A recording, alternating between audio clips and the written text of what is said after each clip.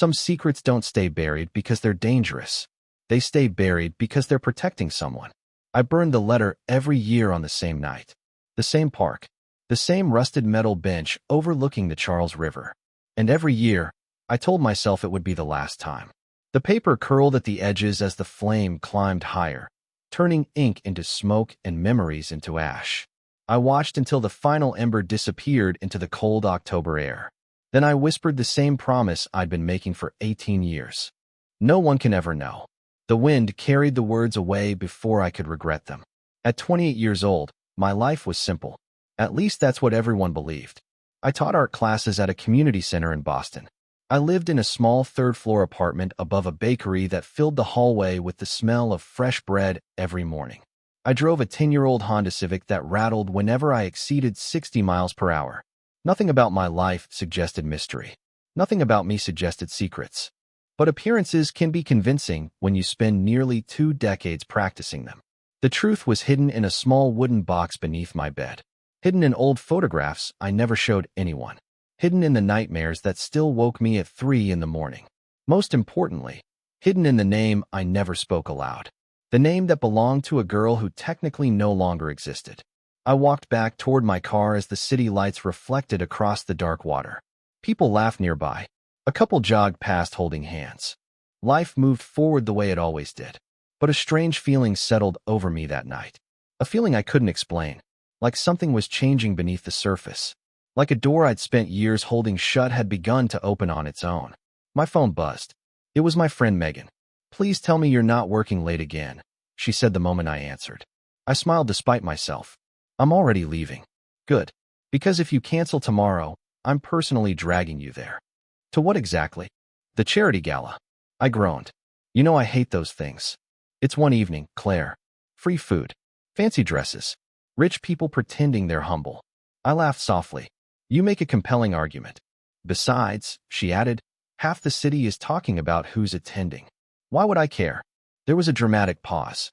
"Because Ethan Callaway is going to be there." Even standing alone beneath the streetlights, I recognized the name instantly. Everyone did. Ethan Callaway. Billionaire investor. Business prodigy. Magazine covers. Television interviews.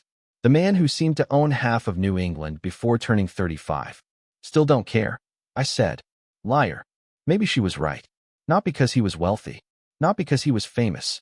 But because for reasons I couldn't explain, hearing his name always stirred something strange inside me. Something distant. Familiar. Almost remembered. I ended the call and slid into my car. The dashboard clock read 8:47 p.m. As I reached for the ignition, something caught my eye. A photograph sticking halfway out of my purse. My breath stopped. I hadn't seen that picture in years. Trembling fingers pulled it free.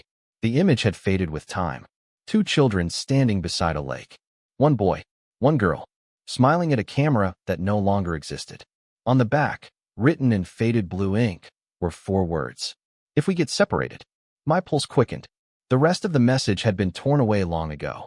And for the first time in 18 years, I wondered if someone else still remembered the promise hidden inside that missing piece. Some people collect trophies. Ethan Callaway collected unanswered questions. The floor-to-ceiling windows of his Manhattan office reflected the city beneath him like a sea of glass and light. 42 stories above the street, the noise of traffic disappeared, leaving only silence and the soft hum of the climate control system. Most people imagined success felt exciting. They imagined private jets, penthouses, and magazine covers. The truth was far less glamorous. Success felt quiet. Success felt like sitting alone at 10:30 at night reviewing reports nobody else could understand while the rest of the city lived their lives. I stared at the financial projections glowing across my computer screen and realized I had read the same page 3 times without absorbing a single number. My attention drifted toward the photograph hidden inside the bottom drawer of my desk. It always did when I was tired. I opened the drawer and pulled it out. The edges were worn. The colors faded. A lake shimmered beneath a summer sky. 2 children stood near the shoreline. One was me. The other was a girl whose face had become blurry after 18 years. I knew her smile. I remembered her laugh. I remembered the way she promised everything would be okay, even when neither of us believed it. What I did not know was her name. That was the cruelest part. Every investigator I hired reached the same dead end. Every search led nowhere. Records disappeared. Witnesses remembered nothing. Entire pieces of that summer seemed to have vanished from history. Yet I could never let it go. My phone buzzed against the desk. "You are still working," my sister Emily said the moment I answered. That is usually how businesses function. It is Thursday night. And normal people occasionally leave their offices. I smiled despite myself. Emily was one of the few people capable of speaking to me like I was not worth several $billion. "What do you need?" I asked. "I need you to attend a charity gala tomorrow." I leaned back in my chair. "No, you did not even think about it." "Because the answer is no. Children benefit from this event." I closed my eyes. "That is unfair." "It is effective." She laughed softly. "Besides, every major donor in New England will be there. That makes me want to attend even less." "I already put your name on the guest list." Of course she had. 20 minutes later, I ended the call and slipped the photograph back into the drawer. The city stretched endlessly beyond the glass. Thousands of lights. Thousands of stories. Somewhere out there was a truth I had spent nearly 2 decades trying to find. Somewhere out there was an answer. I just did not know how close it had become. The following afternoon, while preparing for a meeting, my assistant placed a folder on my desk. "Background reports for tomorrow's event," she said. I opened it absent-mindedly. Donors, organizers, volunteers. Then one page caught my attention. A photograph attached to a guest profile. Claire Bennett, community art teacher, Boston. My eyes moved to the image. Something tightened in my chest. I had never seen this woman before. At least I did not think I had. Yet for reasons I could not explain, I found myself staring at her picture far longer than necessary. Then my gaze drifted lower. Around her neck hung a silver chain. And suddenly a memory I had not touched in 18 years flickered somewhere deep inside my mind. The ballroom looked like something from another world. Crystal chandeliers scattered warm light across polished marble floors. A string quartet played softly near the grand staircase, while servers moved through the crowd carrying silver trays filled with sparkling drinks. I adjusted the sleeve of my navy blue dress and immediately regretted coming. Everyone seemed to belong here except me. Men discussed investments worth more than I would earn in 10 lifetimes. Women wore diamonds that caught the light every time they laughed. I felt like an accidental guest who had wandered into someone else's story. "Stop looking terrified," Megan whispered beside me. "You look like you are preparing for a final exam." "I would rather take a final exam." She laughed and handed me a glass of sparkling water. "Relax. Smile. Pretend you enjoy networking. You know I hate networking. That is why I am here." I took a slow breath and scanned the room. The charity center had invited me because one of my students had won a statewide art competition. Technically, I belonged here. That did not stop me from feeling out of place. Across the ballroom, a group of photographers suddenly became active. Camera flashes lit the room like distant lightning. Conversations shifted. Heads turned. A ripple moved through the crowd. "What is happening?" I asked. Megan followed my gaze. "You cannot be serious." "What?" "That is Ethan Calloway." My stomach tightened unexpectedly. He had just entered through the main doors. Photographs had never prepared me for the reality of him. He was taller than I expected. Calm. Controlled. Dressed in a black tuxedo that somehow made everyone around him seem less substantial. Yet it was not his appearance that drew attention. It was his presence. The strange certainty that he belonged wherever he stood. People greeted him. Investors approached him. Organizers rushed toward him. He acknowledged everyone with polite professionalism, but there was a distance in his expression that never disappeared, as though part of him remained somewhere else entirely. I looked away first. "See," Megan said, "now you understand why everyone talks about him. He is just a businessman. A billionaire businessman. Still a businessman." Yet even as I said it, something felt strange. Familiar. Like hearing a song I had not listened to in years without remembering where I first heard it. I turned toward the refreshment table and nearly collided with a passing server. "Sorry," I said quickly. The server smiled and continued walking. My pulse settled. I reached for a napkin. Then a sensation crawled up my spine. The unmistakable feeling of being watched. Slowly, I looked up. Across the crowded ballroom, Ethan Calloway was staring directly at me. Not at the crowd. Not at the stage. At me. The noise around us seemed to fade. For a second, neither of us moved. His expression changed slightly. Not surprise. Not recognition. Something deeper. Something unsettled. Then his eyes dropped to the silver chain around my neck. The color drained from his face. I froze, because in that exact moment, a memory flashed through my mind. Sunlight reflecting across lake water. A boy standing beside me. A promise. And before I could make sense of any of it, Ethan started walking toward me. My heartbeat stumbled as Ethan crossed the ballroom. The distance between us could not have been more than 30 feet, yet every step felt impossibly deliberate. Around him, conversations continued. Glasses clinked. Laughter drifted through the room. But all of it seemed far away. His attention never left the silver chain around my neck. "Claire," Megan whispered. "Why is he walking over here?" I have absolutely no idea. My voice sounded strange even to me. Unsteady. Ethan stopped a few feet away. Up close, the intensity in his eyes was impossible to ignore. They were not the eyes of a man admiring a stranger. They were the eyes of someone searching for an answer. For several seconds, neither of us spoke.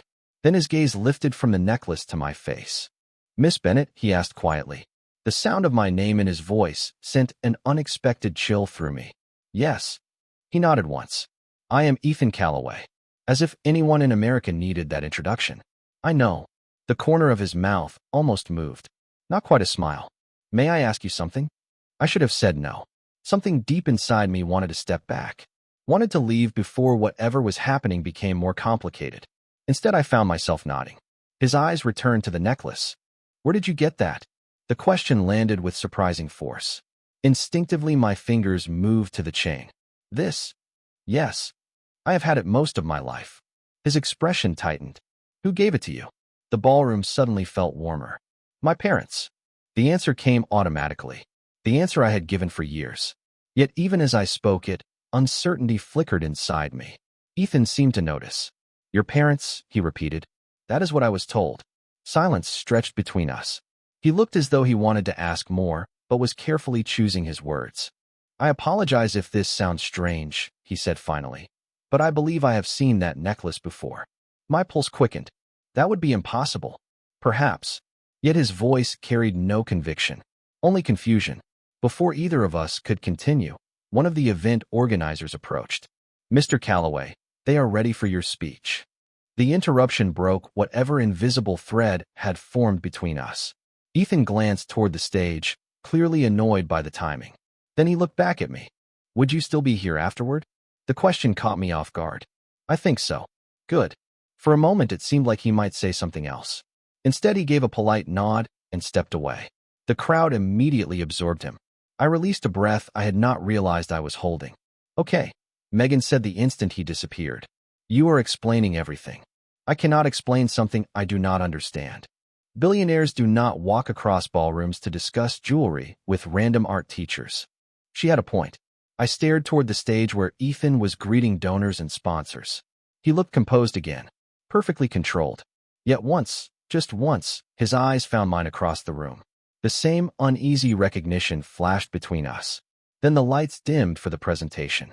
As everyone turned toward the stage, my hand slipped into my purse.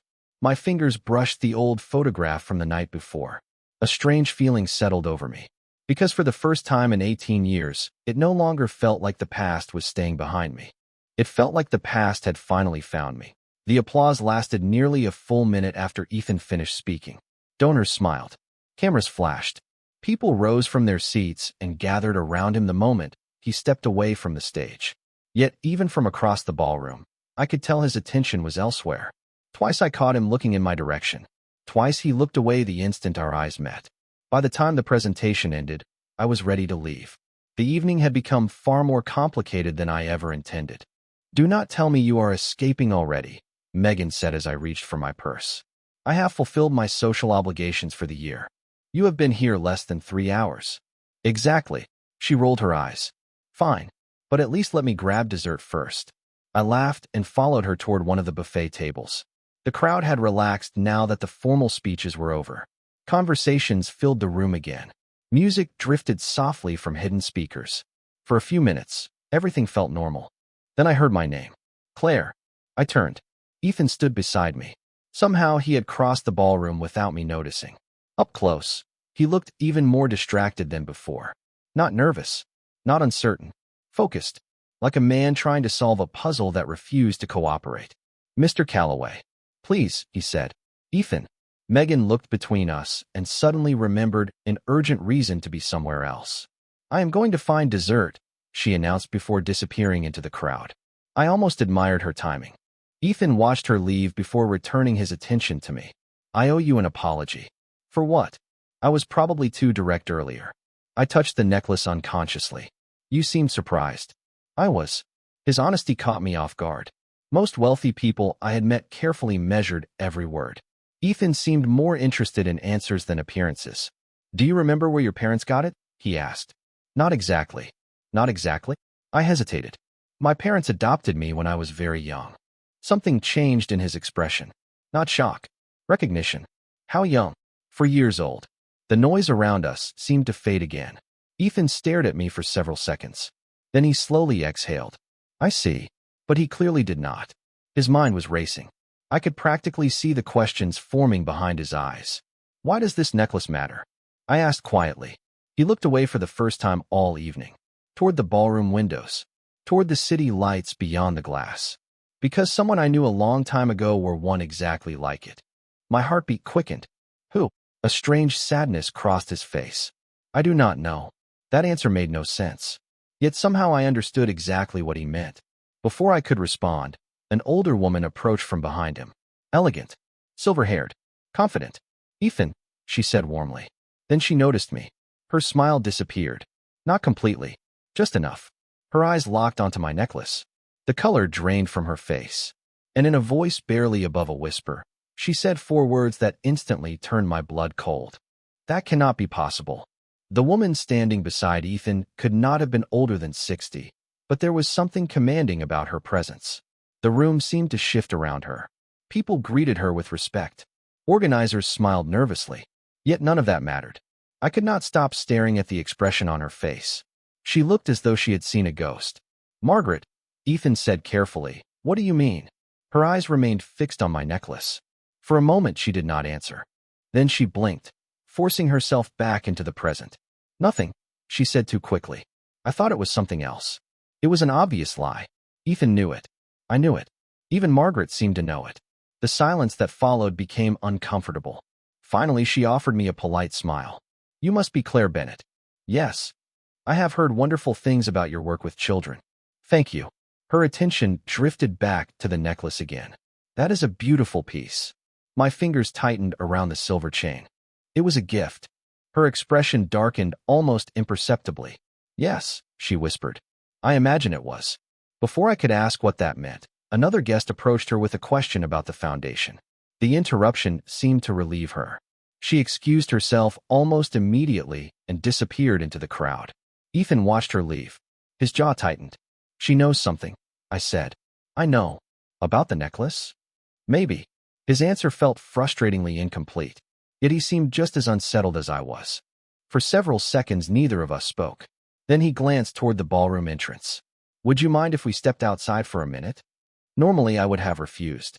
Everything about the evening had become strange. But curiosity had already won. "All right." We crossed the ballroom together and stepped onto a quiet terrace overlooking the city. Cool autumn air greeted us immediately. The sounds of traffic floated upward from the streets below. Boston shimmered beneath a sea of lights. For the first time all evening, there were no crowds around us. No cameras. No interruptions. Just questions. Ethan rested his hands lightly against the stone railing.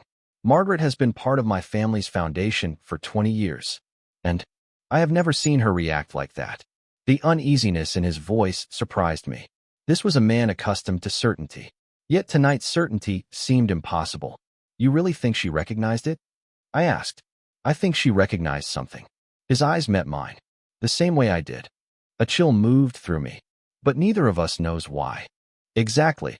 The city lights blurred slightly as memories stirred somewhere beyond reach. Fragments. Lake water. Summer sunlight. A boy laughing. The same pieces that had haunted me for years. "Do you ever remember something without understanding where it came from?" I asked softly. Ethan looked at me for a long moment. "Every day." The answer landed harder than I expected. Because for the first time since meeting him, I realized I was not the only person carrying a missing piece of the past. Then his phone vibrated. He glanced at the screen.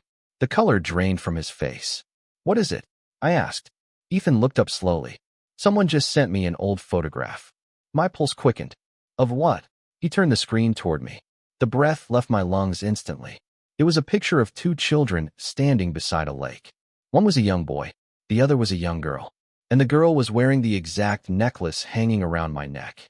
For several seconds, neither of us moved.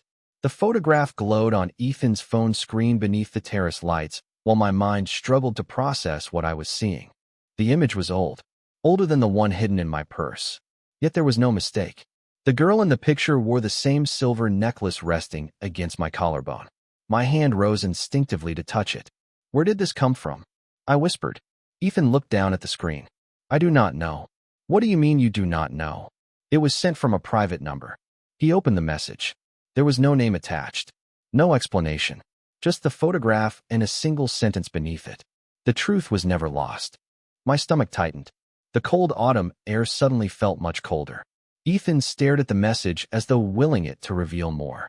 "This cannot be a coincidence," I said. "I do not believe in coincidences anymore." His answer came quietly, almost to himself. We stood in silence. The city lights flickered below us. Somewhere inside the ballroom, music continued to play, yet it felt like we had stepped outside time entirely. "Do you remember that lake?" Ethan finally asked. I closed my eyes. For a moment there was nothing. Then fragments surfaced. Sunlight on water. Pine trees. A wooden dock stretching into the distance. "Maybe." The word barely escaped my lips. "I remember pieces." "So do I." I opened my eyes again. "What happened there?" Ethan looked away. "That is the problem." His voice carried a frustration that sounded years old. "I have spent 18 years trying to answer that exact question." A gust of wind swept across the terrace. My necklace shifted against my skin. Without thinking, I reached behind my neck to adjust the clasp. Something snagged. The chain slipped forward. Ethan's eyes narrowed instantly. "Wait." "What?" "Turn it over." Confused, I looked down. For as long as I could remember, the pendant had appeared completely smooth. Worn by time. Worn by years. But under the terrace lighting, something faint caught the reflection. Tiny engraved letters. Nearly invisible. My pulse accelerated.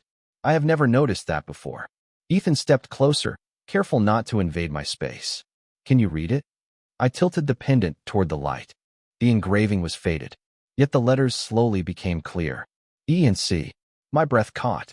Ethan froze. Neither of us spoke. We did not need to. "Ethan. Claire." The realization hung between us. Impossible. Unexplained. Yet suddenly impossible felt less convincing than the evidence sitting directly in front of us. Then another voice interrupted from behind.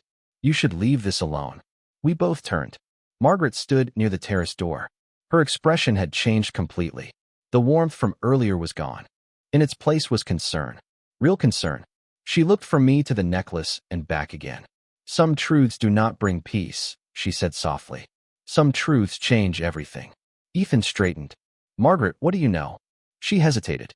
For a moment it seemed like she might answer. Then she slowly shook her head. "There are people who worked very hard to keep the past buried." A chill moved through me.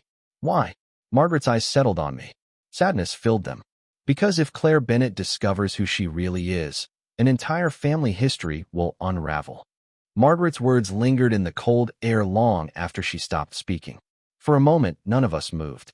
The city lights shimmered below the terrace like scattered stars, but all I could focus on was the tightness growing in my chest. An entire family history. The phrase echoed inside my mind. "What does that mean?" I asked. Margaret looked genuinely torn. "It means some people built their lives around a version of the past that may not be true." Ethan stepped forward. "Then tell us the truth." She lowered her eyes. "I cannot. Cannot or will not." The question came out sharper than he intended. Margaret sighed softly. "There are promises that survive longer than the people who make them." For the first time all evening, she seemed older. Tired. Like someone carrying a burden she never wanted.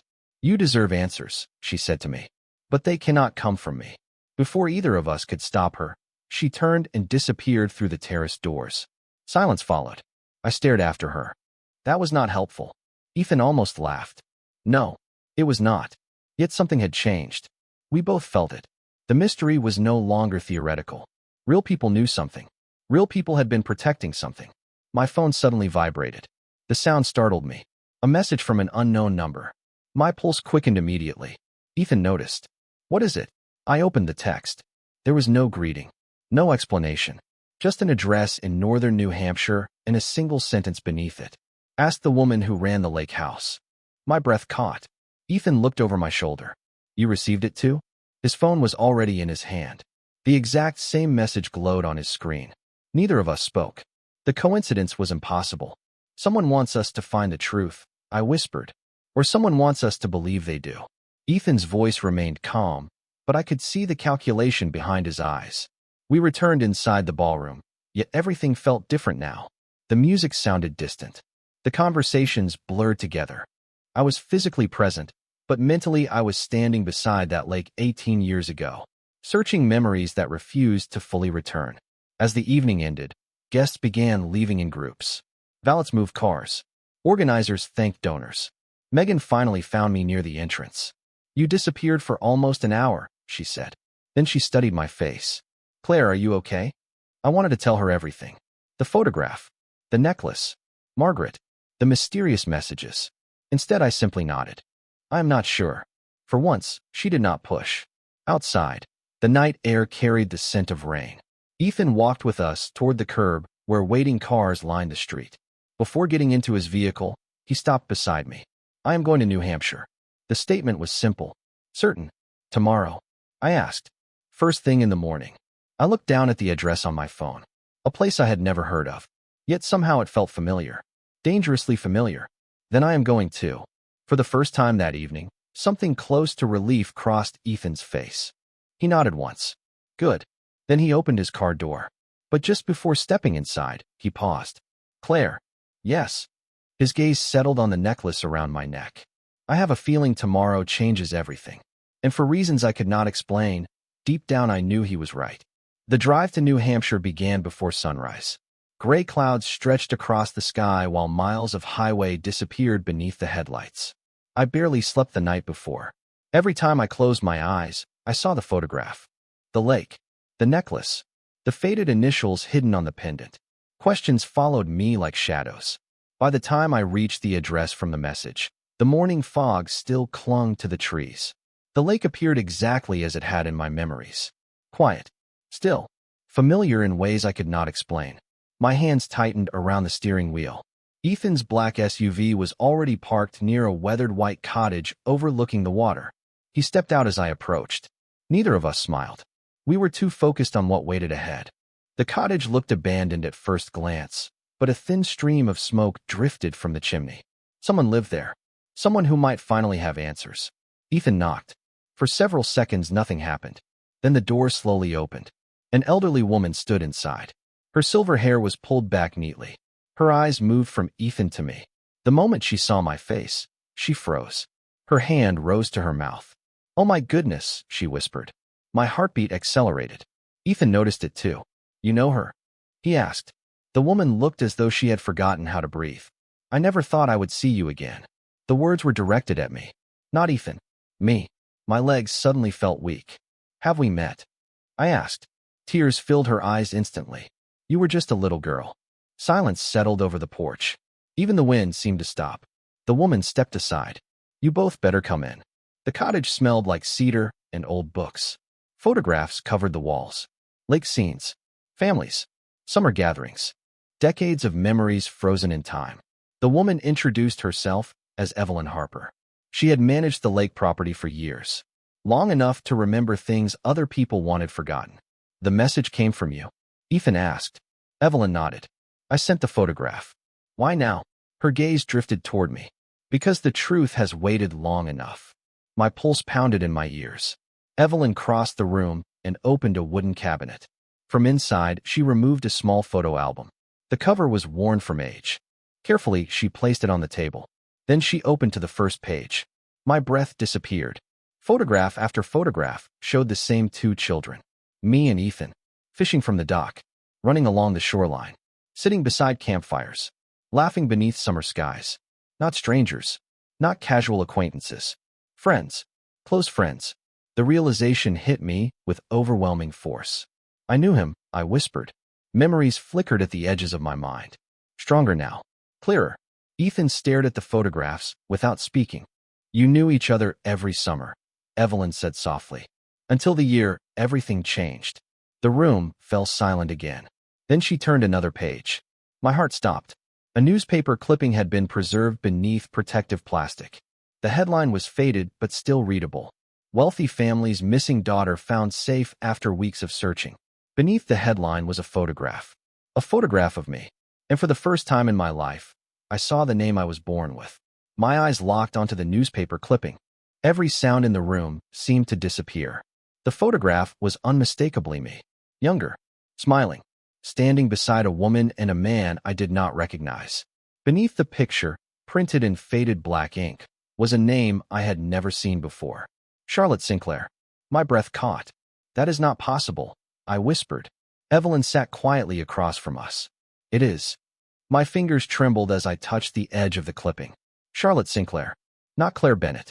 Not the name I had carried for 24 years. An entirely different person. An entirely different life. Ethan stared at the article. His expression had become unreadable. The Sinclair family, he asked. Evelyn nodded slowly. One of the most influential families in New England at the time. I looked up. You were saying that was me? Yes. The answer came without hesitation. You disappeared during a family trip near the lake. The entire region searched for weeks. My heart pounded harder. But the article says she was found. Evelyn's eyes softened. She was. Confusion swept through me. Then why do I not remember any of this? Evelyn folded her hands together. Because after you were found, everything changed. The room felt smaller. The walls seemed to close in around me. For years I had accepted the gaps in my childhood memories. Accepted the unanswered questions. Accepted the strange feeling that part of my life existed just beyond reach. Now those missing pieces were sitting on a table in front of me. Ethan turned another page in the album. More photographs. More proof. There was one picture in particular that stopped both of us. Two children sitting at the end of a wooden dock. Me and Ethan. I was holding a notebook. He was pointing toward the lake. On the back of the photograph, someone had written a short sentence. Best friends forever. Ethan swallowed hard. I remember this day. His voice was barely above a whisper. I closed my eyes. Suddenly, a memory surfaced. Clearer than any before. A summer afternoon. Warm sunlight. A boy laughing beside me. A promise that we would meet again the following year. My eyes opened instantly. I remember the dock. Ethan looked at me. Hope flashed across his face. You do? I nodded slowly. Only pieces. But it is there. Evelyn smiled sadly. The memories are returning. Why now? I asked. Because the truth is finally close enough to reach. The answer should have comforted me. Instead, it terrified me. If Charlotte Sinclair was my real name, then who had decided I should become Claire Bennett? Who had hidden my past? Why had everyone remained silent for so many years? Ethan seemed to be thinking the same thing. There is something missing, he said. A reason. Evelyn's expression changed immediately. The sadness returned. Deeper this time. Yes, she said quietly. There is. She stood and walked toward a bookshelf near the window. From the highest shelf, she removed a sealed envelope yellowed with age. Written across the front were 6 words. Open only when she returns. My pulse stopped. Because beneath those words was a signature. And the name belonged to the woman from the photograph. My mother. The envelope felt heavier than paper should have. My fingers hovered over it while 1,000 questions raced through my mind. For 24 years I had lived as Claire Bennett. For 24 years I had believed my story began with the family who raised me. Now an aging envelope sat between me and a past I never knew existed. You should open it, Evelyn said softly. My hands trembled as I broke the seal. The paper inside had yellowed with age, but the handwriting remained elegant and clear. Dear Charlotte, if you are reading this, then somehow life has brought you back to where you belong. The first sentence alone stole my breath. I continued reading. There are truths I prayed you would never need to carry, but there are also truths you deserve to know. If circumstances have led you here, then you are old enough to understand why certain choices were made. Tears blurred my vision. I blinked them away and kept reading. Your father and I loved you more than anything. When you disappeared that summer, our world stopped. When you were finally found, we were grateful beyond words. But you came back different. Confused. Frightened. Unable to remember parts of what had happened. Specialists told us that forcing memories could do more harm than good. They advised patience, time, healing. I paused. Ethan remained silent beside me, giving me space while never moving far away. The letter continued. Then tragedy struck our family. Within a year, both of us became seriously ill. We realized we might not be there to raise you. We made a decision that broke our hearts, but gave us peace. We chose a family we trusted completely. A family who could give you the stability and love you deserved. They promised to protect you. They promised to let you grow without the weight of our mistakes. A tear slipped down my cheek. My adoptive parents. They had not stolen me. They had been chosen. The realization changed everything. The letter continued for several more pages. My mother described summers at the lake, birthday celebrations, my love of painting, the notebook I carried everywhere. Small details no stranger could possibly know. Each sentence felt like a piece of myself returning home. Then I reached the final page. If Ethan is with you when you read this, please know that he was your closest friend. You trusted him completely. The two of you spent every summer together. When life became complicated, your friendship remained simple. Never forget that some people enter our lives for a reason greater than chance. My hand slowly lowered the letter. The room was silent. Even Evelyn looked emotional. I turned toward Ethan. His expression was impossible to describe. Relief, sadness, gratitude, all mixed together. You knew, I whispered. Some part of you always knew. He shook his head, not consciously. Then he smiled faintly. But I think my heart remembered long before my mind did. For the first time since arriving at the lake house, the fear inside me eased. Not completely. There were still unanswered questions, still missing years, still people who seemed determined to keep certain secrets hidden. Yet one truth was finally undeniable. I was not standing beside a stranger. I was standing beside someone who had been part of my story long before either of us understood why. The afternoon light faded slowly beyond the cottage windows. Shadows stretched across the wooden floor, while the lake outside reflected the colors of the setting sun. For the first time in years, I felt closer to the truth than ever before. Yet one question refused to leave me alone. If my parents had chosen the Bennett family to raise me, why had everyone remained silent? Why had Margaret reacted with such fear? Why had anonymous messages guided us here instead of simple conversations? Evelyn seemed to sense the direction of my thoughts. She folded her hands carefully and looked toward the window. There is one more thing you need to know. The room immediately grew quiet. Ethan leaned forward slightly. What is it? Evelyn hesitated. After Charlotte was reunited with her family, there was disagreement about what should happen next. My pulse quickened. Disagreement? Not everyone believed the same thing. She stood and walked toward an old filing cabinet near the fireplace. After opening a drawer, she removed a thin folder and placed it gently on the table. Your parents wanted you to have a normal childhood. Privacy, stability, freedom from public attention. She looked directly at me. But others had different priorities. I opened the folder. Inside were copies of legal documents, letters, and newspaper articles. Most meant very little to me. Then one name appeared repeatedly. Sinclair Family Trust. My stomach tightened. What is this? Your family's foundation? Evelyn explained. One of the largest charitable organizations in New England. Ethan slowly exhaled. I have heard of it. Of course you have. Evelyn offered a faint smile. Your families worked together for years. I looked between them. You mean Ethan knew my family? Not personally, Evelyn answered. You were both children, but your parents knew one another. Another missing piece slid into place. The connection between us had never been random. Our worlds had been linked long before either of us understood it. Then Evelyn pulled a final photograph from the folder. This one was newer than the others. Only a few years old. My breath caught immediately. Margaret stood beside a group of board members during a charity event. Margaret? I asked. Evelyn nodded. She served on the Sinclair Foundation board for more than 20 years. Ethan's eyes narrowed. She knew. Yes. The entire time? Yes. Silence filled the room. Suddenly everything made sense. The recognition, the fear, the warnings. Margaret had not been surprised because of a necklace. She had been surprised because she recognized Charlotte Sinclair standing in front of her. Why would she keep it secret? I whispered. Evelyn's expression softened. Because she made a promise. I stared at the photograph. Anger and understanding collided inside me. Margaret had hidden the truth, yet she had done it believing she was protecting something. Protecting me. Protecting my parents' wishes. Protecting a future none of them could predict. Ethan looked toward the lake outside. Then the mystery was never about a disappearance. No, Evelyn said quietly. The mystery was about a choice. The realization settled heavily over me. My entire life had been shaped by one decision made years ago by people who loved me. Then Evelyn reached into the folder one final time and handed me a small key attached to a silver tag. Engraved on the metal were 3 words. Charlotte's memory box. My heart immediately began to race. Because according to the note attached beneath it, the box had remained locked for 18 years. Waiting for me. The memory box was smaller than I expected. A simple wooden container worn smooth by time. It sat on the table between Ethan and me while evening settled over the lake outside. The silver key felt cool in my hand. For 18 years this box had waited.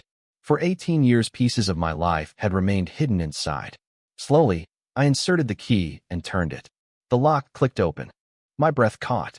Inside were dozens of small treasures carefully preserved. A friendship bracelet woven from blue and white thread. A collection of pressed wildflowers. Photographs from summers long forgotten. Ticket stubs from county fairs. Handwritten notes folded into tiny squares.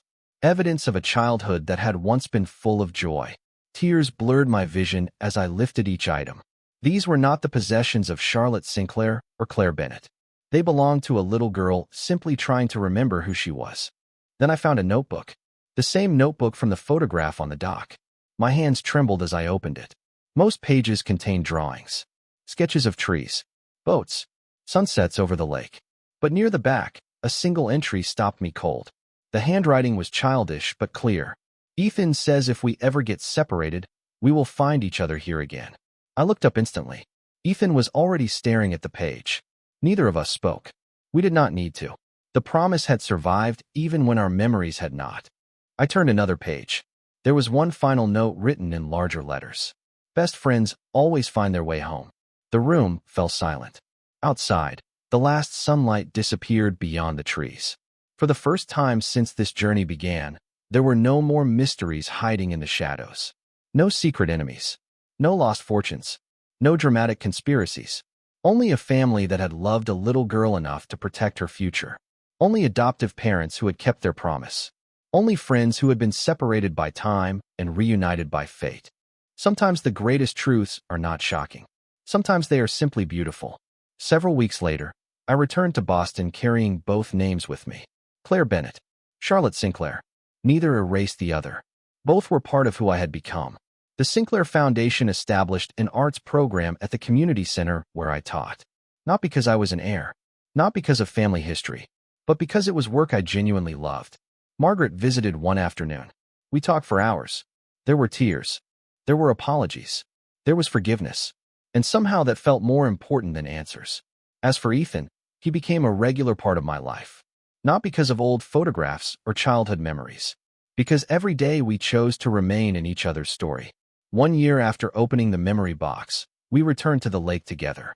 The water shimmered beneath the summer sun exactly as it had in the photographs. Standing on the old dock, I looked across the water and smiled. So much had been hidden. So much had been lost. Yet somehow the most important thing had survived. Not the necklace. Not the documents. Not even the memories. What survived was the connection that refused to disappear. Ethan looked at me and smiled. Looks like we kept our promise.